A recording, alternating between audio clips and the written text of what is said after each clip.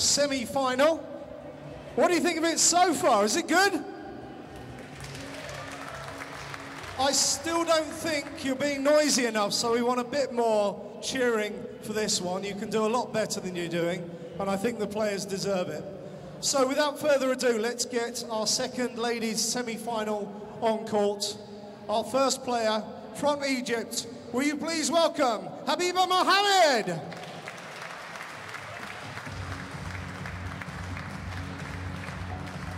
And her opponent this afternoon, we all know this young lady. She is the #1 seed from Egypt, Nour Sherbini.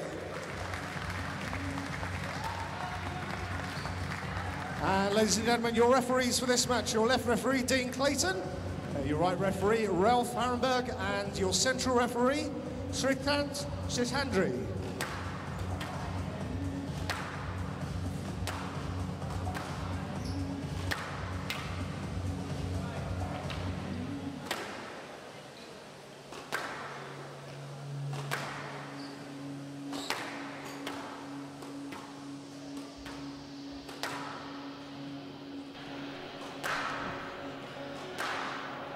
Semi-final number 3.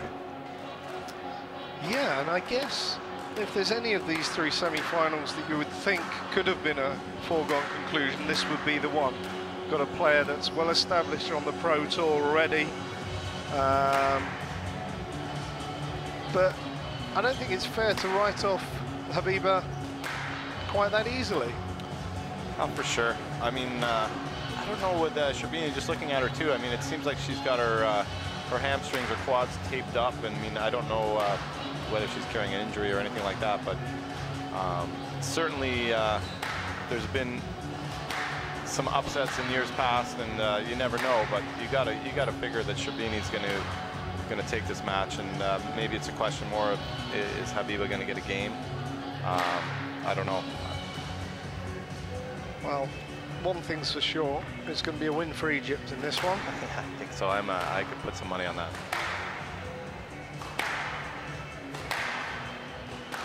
So Mark Ballinger, he's Bellinger. Yeah. You live in Poland? I live in Poland. Yeah, I've lived here for a few years, and I'd actually stopped playing squash due to a bit of an injury, and went on court with somebody here just to show them how to hit a few balls, and realised that my back was better, and then sort of realised that there was a squash scene here in Poland. I thought, well, I'll get involved in that, that could be fun. But I didn't realise quite how big it was, and it's been a real privilege to be part of the growth of squash in Poland. As you've seen from this amazing club that we're in, the Hasta La Vista Club in Wrocław, 19 courts, including a glass court, not the one we're on here, but it's got its own glass court in the reception area up behind us. And this is typical of many of the clubs all over Poland. Brand new courts, and thousands and thousands of players playing up and down the country every single weekend in tournaments. And yeah, so very lucky to be here and having a second wind and enjoying my squash. Yeah, it's you know, I come from Canada, and you know, work. I'm a full-time professional in the GTA, in the Toronto area, Greater Toronto area, Mayfair clubs.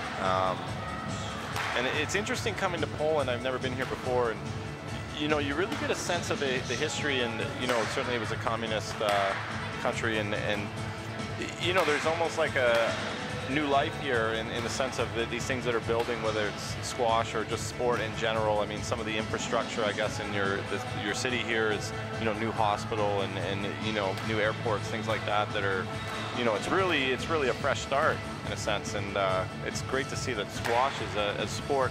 Again, you can see how quickly you can build it. Yeah. You know, and just needing 2 people. I mean, versus, let's say, building you know, a football league or a hockey league where you need all these players and building teams and stuff. I mean, it really works well just to build.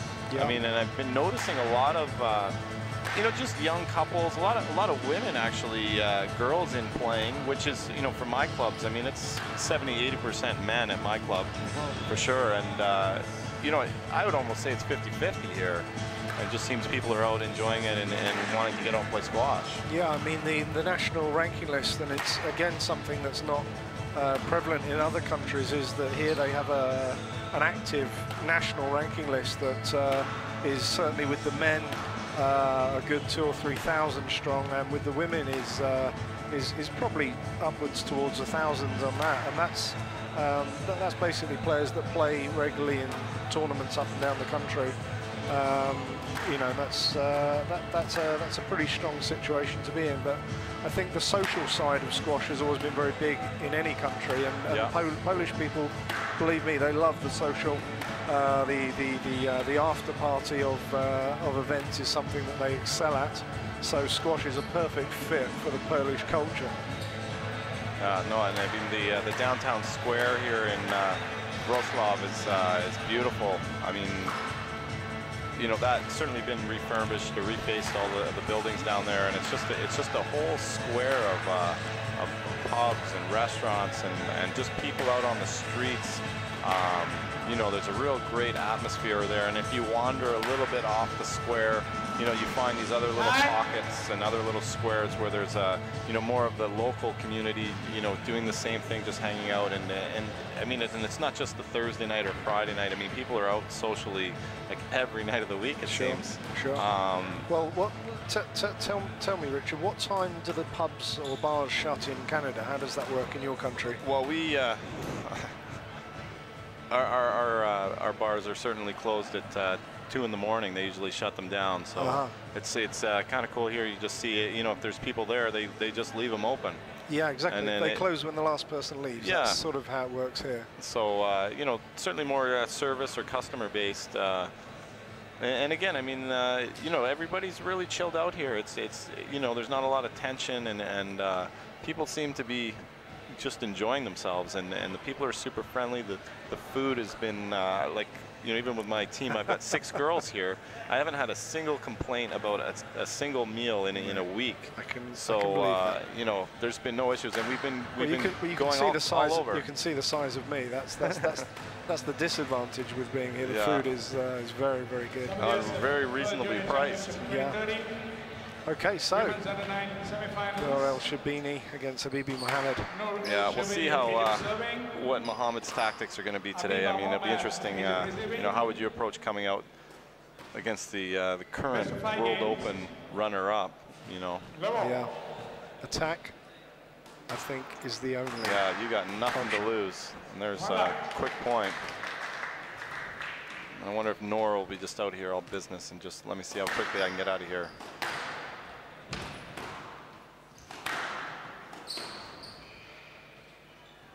Stroke to Mohamed, hand out 1-0. Yeah, I don't know how much respect Mohamed's going to give her too, and just sort of, you know, impose some physical side onto this game too. We'll see how these 2 Egyptian girls match up together.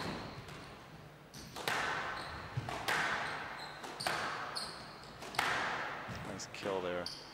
Looked like it went out. Certainly close. That one was as well. You'll probably get an appeal after this rally. No appeal. Right. And out 2-1. Interesting. She's in the zone.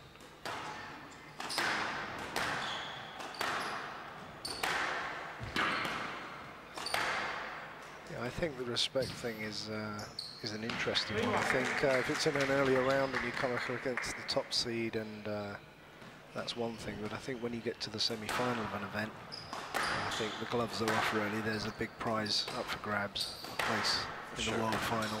I mean, it's hard to say. These girls, you know, whether Sherbini's been in the last 2 World Open finals, I mean, she's looking for her 3rd title here. Yeah. You know, this is maybe something you don't get another shot at as Habiba. I mean, there's so many young girls that are wanting to be here. I mean, yeah, you got to take your opportunity here and give it as good a go as you can. Yeah. There's plenty of players hot on the tail, and of course, Sherbini playing on the Pro Tour, she probably doesn't get to play these players very much at all these days. No.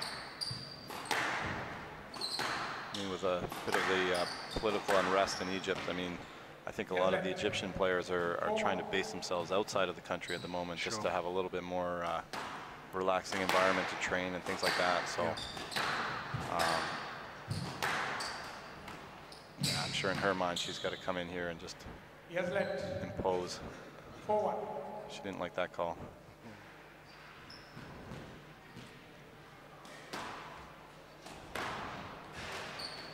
Nice working both there. Down the middle, trying to catch her into the neck. It's one of the shots I love, actually, is the player that plays down the middle on purpose. And you know, because to me it means mentally you're aware, and you're trying to catch your opponent. And it's not something you would teach somebody, but again, when somebody's anticipating a backhand cross court onto their forehand, and suddenly it's blasted into their backhand, you know, it's very crafty. Sure. Yeah, you just have to be careful where you're standing when you do it, because it's an easy strike opportunity. But yeah, if it's played well, it can be just at the right moment, you know. Again, it's. I'm sure I probably win more points off of my shot at the tee than I do out of my length down the wall. Can't do it too often though, because the opponent gets wise and ready.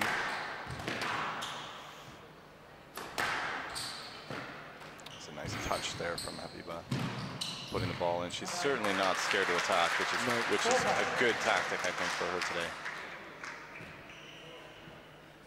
And this is the game to really stamp some kind of authority on it, because Sherbini's not necessarily a fast starter. She tends to get stronger as matches go on, but you feel that it's a nice hold there in the front. Yeah. Delaying that shot and snapping it down the wall.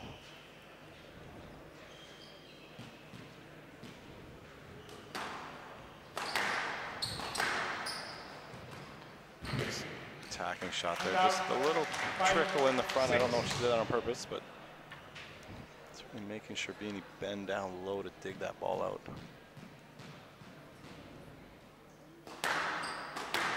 It's a pretty positive start from Mohamed. It's a good dying length. And out. 7-5. Sherbini maintaining a lead, 7-5 in the first.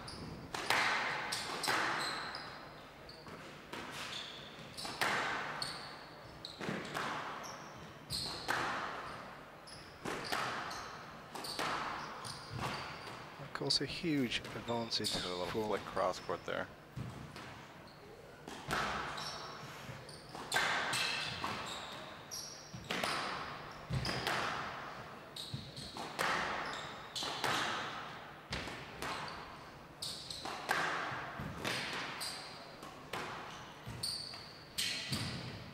It's a lovely counter drop.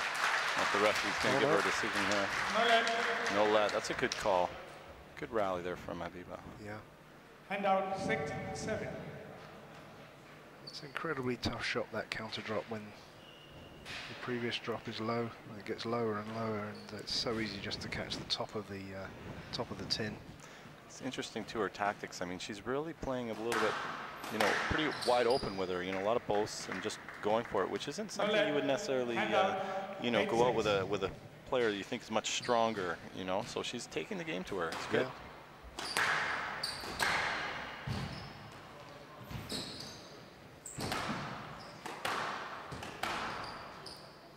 Yes, left. 8-6. Sherbini got lit off a little bit there with a very loose ball at the front that Habiba really Another attacking shot from Habiba. And again, oh, that's a great counter. 9-6. Wonder if Rami showed her that one.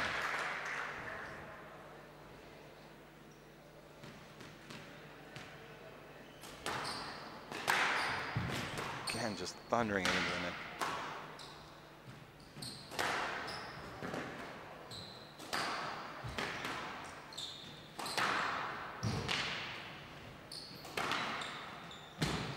Sherbini's really working that hold in the front. You can see her just holding, snapping, and Habiba's just having to do a lot of work to dig the balls out.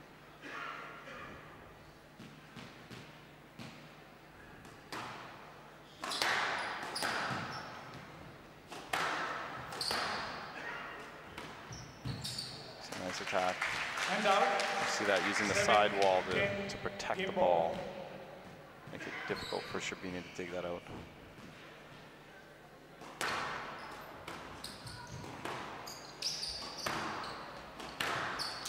Kill.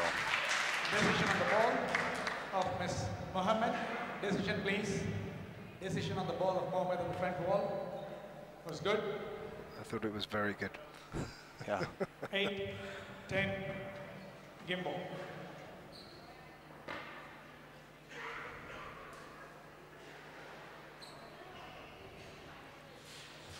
She could pull this point out right here and put a little pressure back on Sherbini. It's amazing how much quicker the rallies are, you know, when you versus that last match we saw. Yeah. I mean, it's an interesting position when a player is up against someone that has two or three set balls. At which point does it become winnable? Sherbini just pounding that return serve. Not killing it, taking it away right away.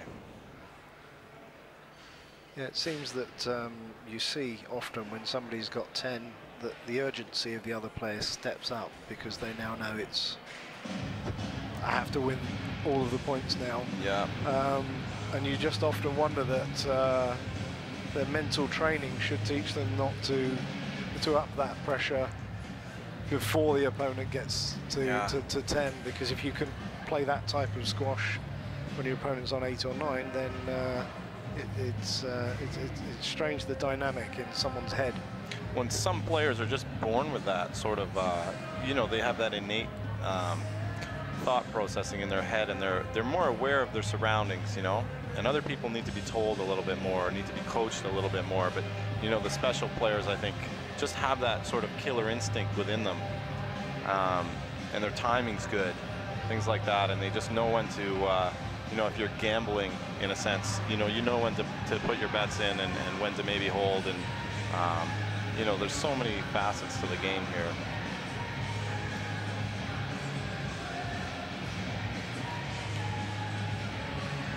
Well, two Egyptians here. I don't see too much coaching going on in between the. Certainly not Sherbini's corner. I mean, she's got to be pretty experienced at this point. I can't imagine she's panicking too much about the situation. She's been here before.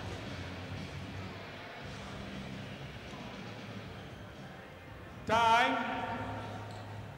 And a player like Sherbini will now, with a game in the bag, will probably push very hard at the beginning of this second game just to really send the message to her opponent, well, thanks for coming, but this isn't a match that you're here to win.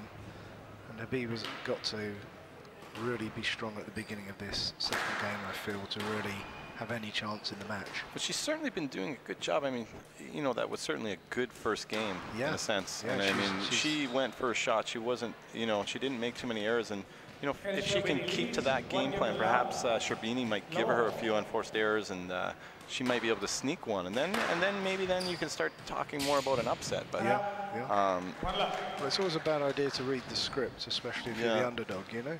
Absolutely.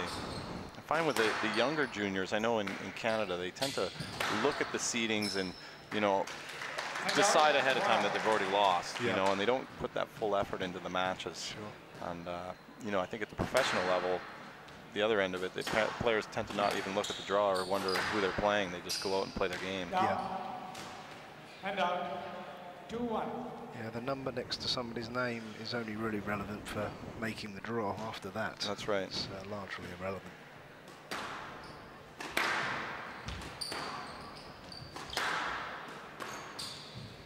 An indication. That was down. Yeah. Habiba's a very clean player, though. I mean, I'm impressed here. She's not questioning stuff, and she's just getting on with it. 3-1.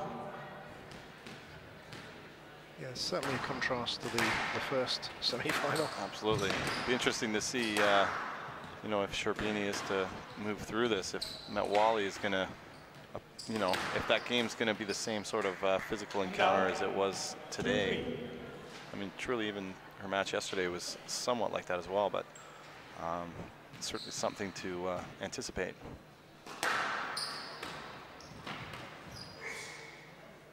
Yes, left. 2-3.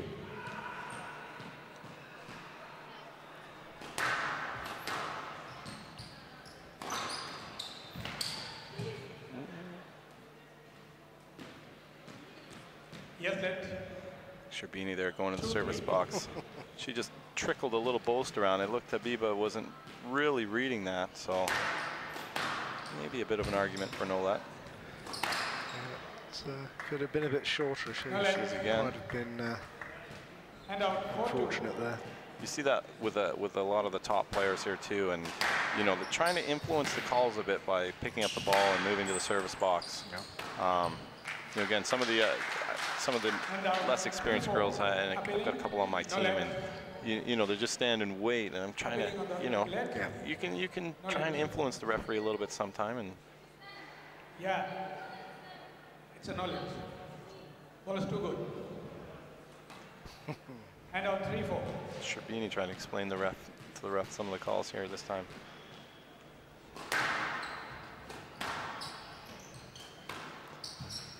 Nice counter. Hand out 5-3. I think she kind of went through Habiba's follow through and kind of caught her elbow as she was extending through the shot there. I think it kind of jarred her elbow. Decision, please. It's a tough call there, though. I mean, she's already made her shot, and she's just been holding the finish, I guess. Yeah. Sherbini's entitled to take a direct line. She's moving. Those drops are tight. She's got to get there. There's a stroke. Yeah. Stroke to El Sherbini, 6-3.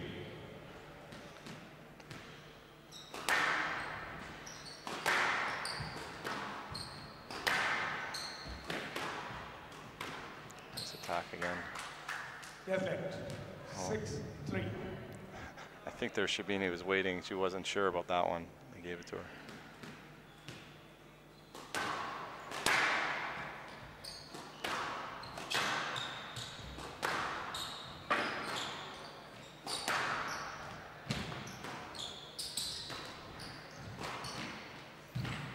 Dig.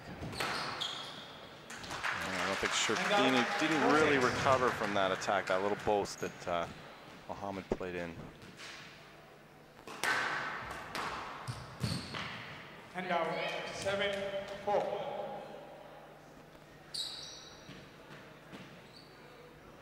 Again, she's just right there. She's just 2 points behind. I mean, if she could just get a bit more confidence and maybe rattle Sherbini a bit. Yes, left. 7-4.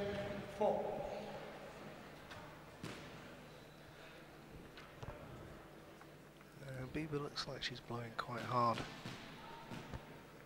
I think all those holds and flicks from Sherbini there, it makes you work twice as hard. There's a stroke. Stroke to Sherbini, 8-4. Yeah, she's forcing her to explode into the shots because of the hold, and that, as you say, is really, really hard on the body. No left. Tough call there. A little again, just around the corner. 5-8. She really didn't like that one. She didn't. She's smiling. Stop. It's a smile that says, "Well, I don't agree." Yeah. But I'll keep going. Yeah. 5-8.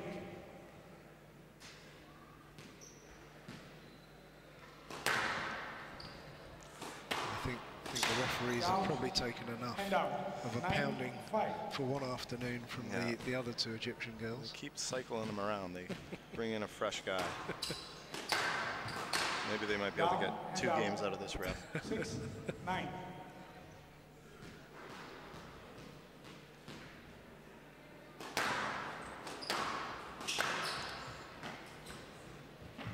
It's a nice touch. Oh. It's tough. Mohamed just stood there. No let. Yeah, that's a good call. Please be careful, Mr. Sherbini. I don't think there was any malicious intent there, but. No let. 7-9.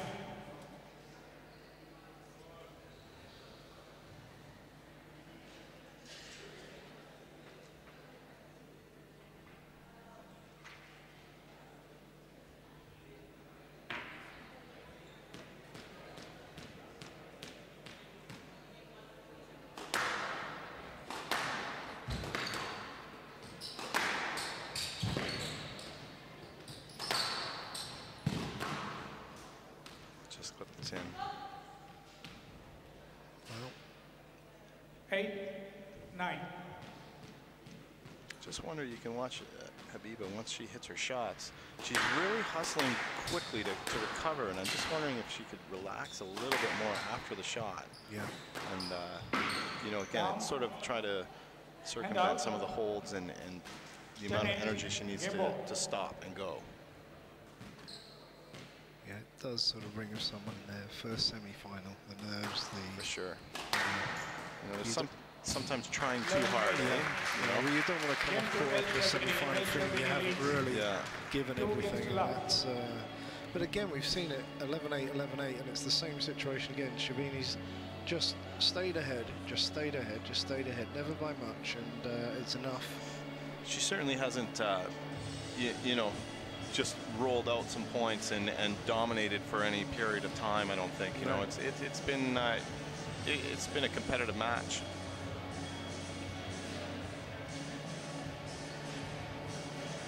I mean, you almost feel that maybe she's that is her tactic is, well, you know, I want to make sure that I don't do more than I have to. So if she's getting a couple of points for every 3 or 4 I get, as long as I'm ahead, could be a dangerous tactic, but a player of that quality can make that call, I guess. Yeah, and I mean, at point of rally scoring, if you can get a 2 or 3 point lead, I mean, you could settle in and just say, you know, if I just win every other point, I'm going to win this game. You know, so. And it feels like that watching her. It feels like she's, you know, at the beginning, just getting that couple of points in and then massaging it all the way through. Yeah. I think Habiba needs, you know, if she could put together a couple of nice long hard rallies and make Sherbini dig a few balls and sort of feel in control, I think that could really help her push through for a game.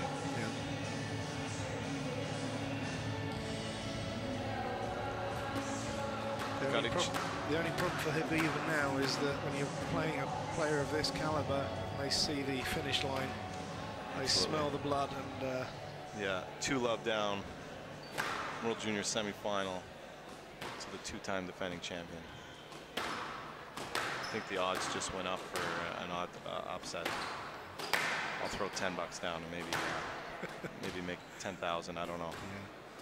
Yeah. Well, this is sport. Anything can happen. Let's see. 2 games to love.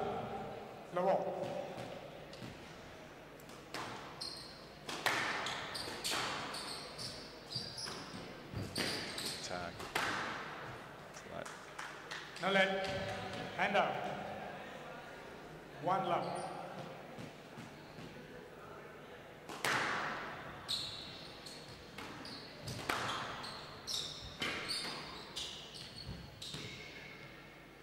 Yes, left. 1 love.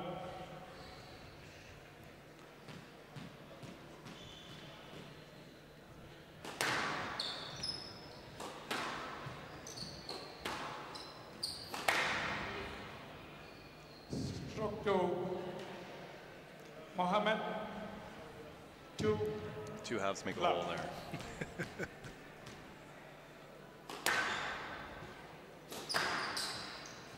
Down. Hand out. 1, 2. Difference there. Habiba's really deliberate when she's, you know, going short. Maybe a little easier to read than Sherbini, you know, getting a bit of a hold and just makes Mohamed stop. Yeah. Was good.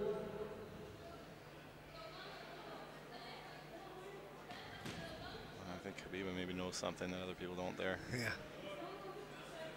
And of course, if you're playing a drop and you are easy to read, that's even more pressure to make it a good drop. Yeah, you're you know, and you know, she's concentrating. She is putting the ball in very tight there. And maybe if there's a nice little touch there with her hands. You know, you just see there. So simple. You just see there, Sherbini just chopped it in quick. Yeah. You know, didn't think too much about it, and was ready.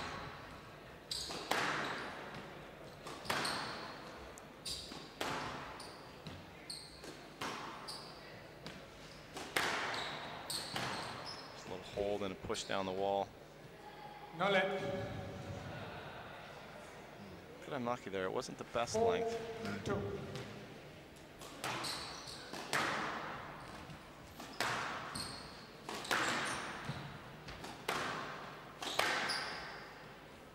Yes, let 4-2.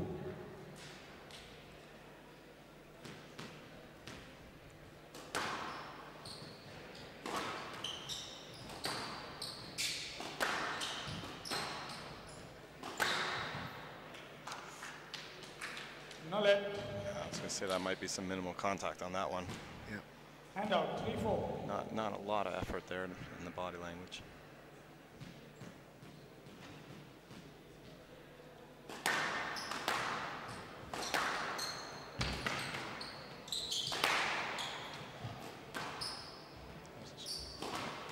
She played it. I thought that was almost down. Yeah, I wasn't sure. She could have had the stroke there, and then she just decided to play it. Yeah, she thought, hey, I'm not taking the stroke. I'll show you I can win the point myself. Maybe the other girls can watch a bit of that one.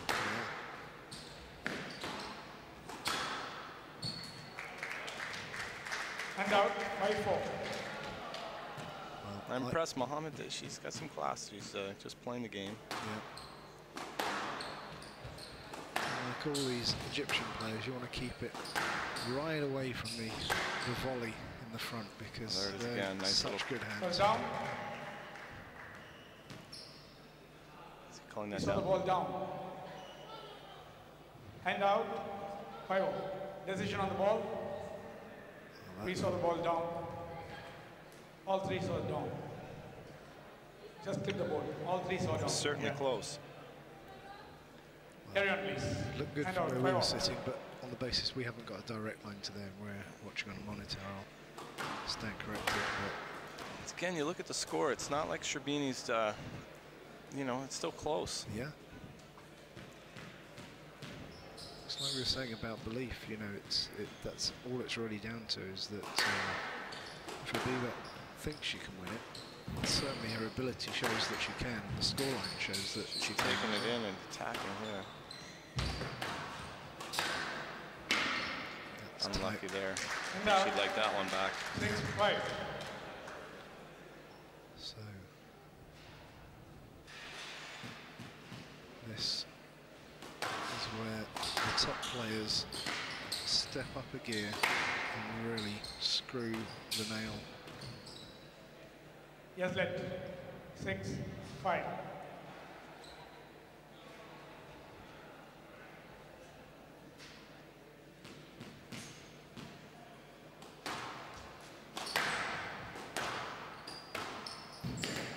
And now good shot there. She's still pushing. 6-all. She can just win the next couple of points. Everything can change just like that. Close there on the side. There's an error. That's the sort of bit of just feeling need, a little bit now, you know. She's she doesn't want to go to another game.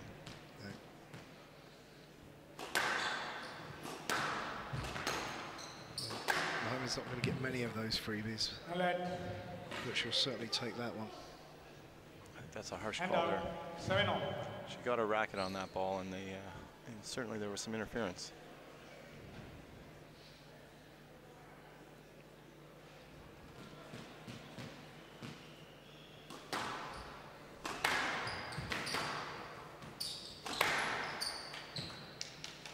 Yes, let 7-0.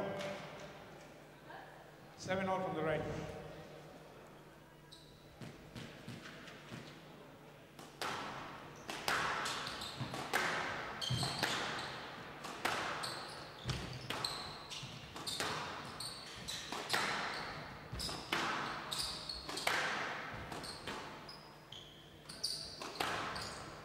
Maybe a stroke. Stroke to Sherbini. 8-7.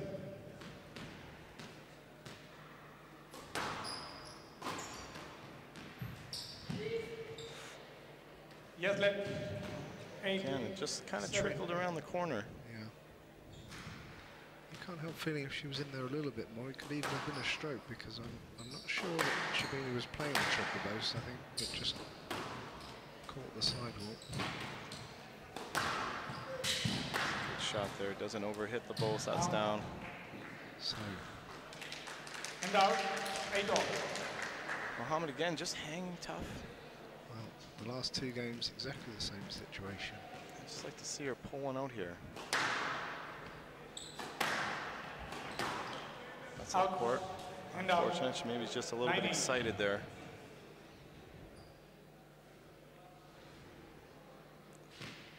Good time to clean the glasses and take a couple of seconds. 9-8.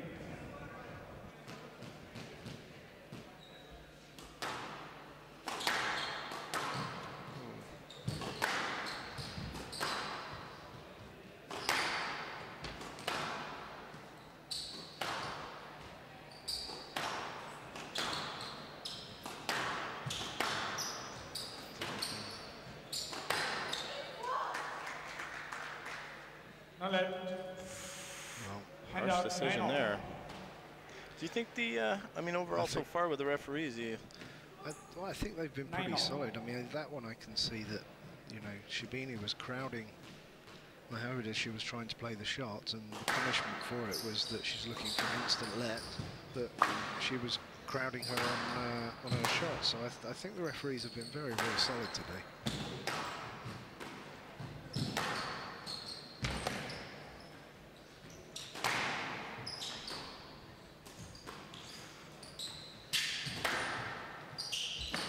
Rally here. Yes, let. Again, the ball just popping out in the middle of the court. 9-all. Could have easily have gone the wrong way.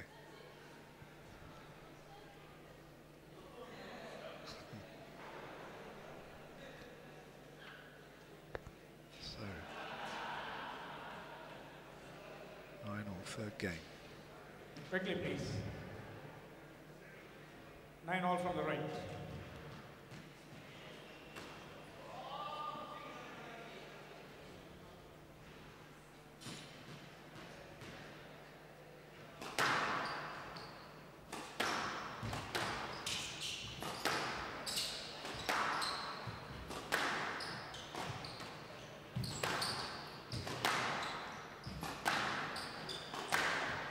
Kill there, countering to the front. Just Stop, was out. Oh, well, I'm not sure. And out, 10-9, match ball. It's a pity they don't have a review. I'd have reviewed that, but now. I'm surprised she didn't appeal that call. I mean, match ball. I don't think with 3 referees, they don't all make the decision there.